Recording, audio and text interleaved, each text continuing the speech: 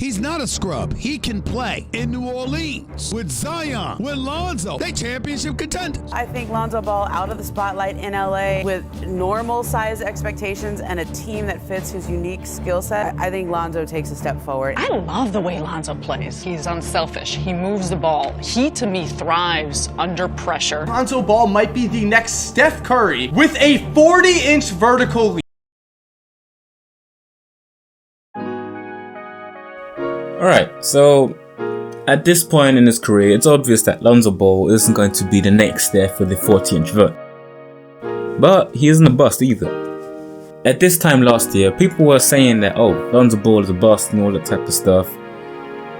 But if you just look at the season he had this season, it's pretty obvious that he actually isn't. What isn't pretty obvious, on the other hand, is if you just look at his stats.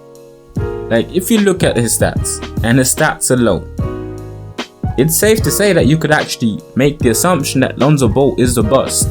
And what you have to keep in mind is the fact that Lonzo Ball was the second overall pick. This wasn't your 27th pick, this wasn't your 15th pick, it wasn't your 10th, it was the second overall pick. And Lonzo Ball was putting up stats that barely resemble a lottery pick stats. But this is where Lonzo Ball's specialness, dare I say, comes into play. Because he's the type of player that you actually need to go out and watch. He plays bigger than the stats. Like, if you see Lonzo Ball on the court, you'll see that he's a great defender, he's a great playmaker, and something that I think is a bit underappreciated is the fact that he's willing to be the playmaker. Nowadays, we're so caught up in players going out and dropping 30, and we always want to see point guards go out and drop 20, 30, something like that. That we forget that some players just actually want to play make. And Lonzo Ball, he is that type of player. And this also has something to do with his fit though, because Lonzo Ball is playing alongside Zion Williamson, Brandon Ingram and Josh Hart. And if Lonzo Ball was a scorer, I don't actually think that this team would fit very well, because you'd have maybe too many scorers. But given that Lonzo Ball is a playmaker, he can complement Zion Williamson's game perfectly.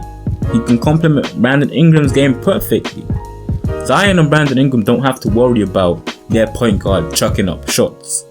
They know that, alright, I can go out there, do my thing. If I cut, Lonzo's gonna find me.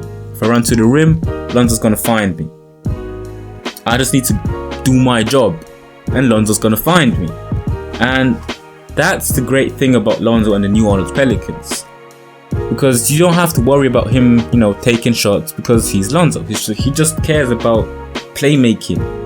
And this is not to say that Lonzo Ball can't score, because he's averaging 12 points on 38% shooting from 3. His 3 has improved significantly.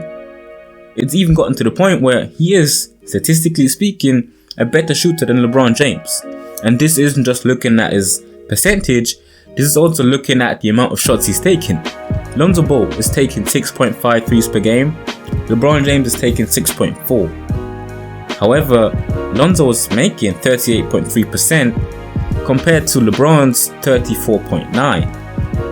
And now obviously we know that LeBron James is still the better shooter, but to think that this would actually be a true stat line, that's actually pretty insane.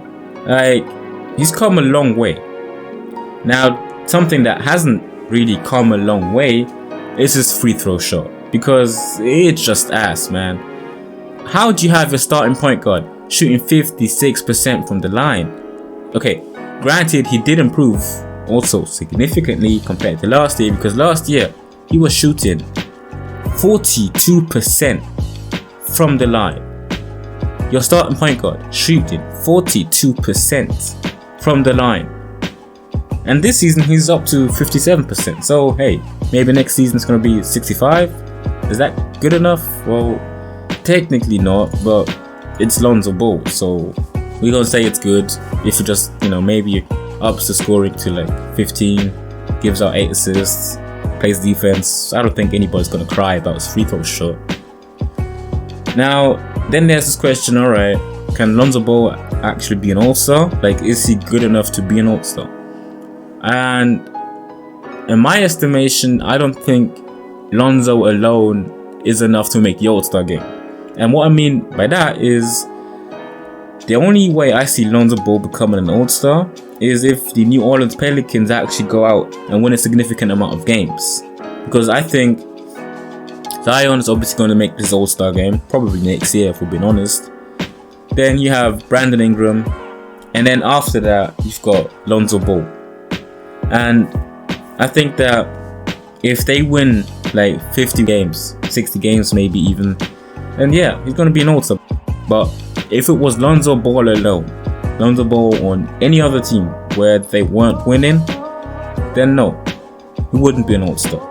Because I don't see him being good enough to be an All-Star. I see him being like this Drew Holiday type of good, like a borderline All-Star, but you're not really upset if he doesn't. You're rather surprised if he actually makes the team, to be honest. Like the All-Star team, I mean. Right, so then there's the question of, okay, what's next for Lonzo Ball? And the answer to that is basically stick with what you're doing right now. I think Lonzo Ball and the New Orleans Pelicans have a perfect fit. Like, it's a hand in the glove. Lonzo Ball isn't asked to do too much. He doesn't have any expectations, honestly, in New Orleans. You know, he's just going out and complementing the pieces around him. In these 19 or 23 games that Lonzo Ball and Zion Williamson played together, you could see that they're actually a great fit. Like, Zion was rim running because he knew that Lonzo's going to find him. Lonzo was throwing half-court lobs because he knew that Zion's going to catch him.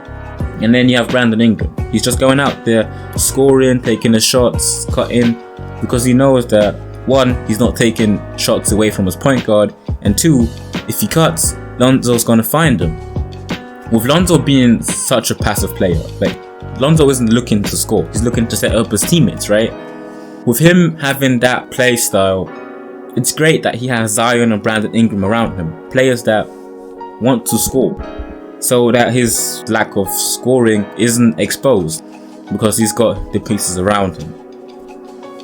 Now, with that being said, Lonzo Ball still needs to work on his free throw shot though, because you just can't have your starting point guard shooting that bad from the line.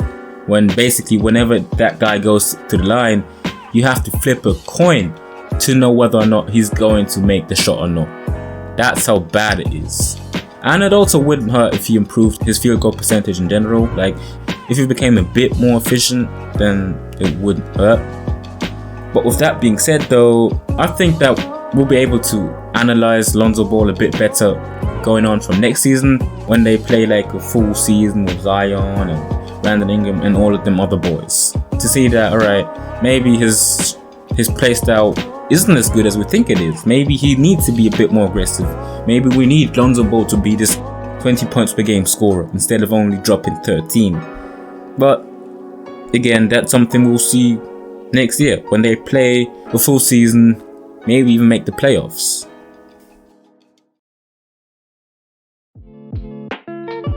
But anyways, this is basically it for today. Leave a like if you liked the video. Also subscribe because it doesn't hurt. It doesn't take away more than 5 seconds of your time. And you've watched the video to the end, so why not, right? Also, share this video with your Lonzo Ball fans out there, or your Lonzo Ball haters, I guess. And yeah, I'll see you in the next one. This was MCG. Peace out.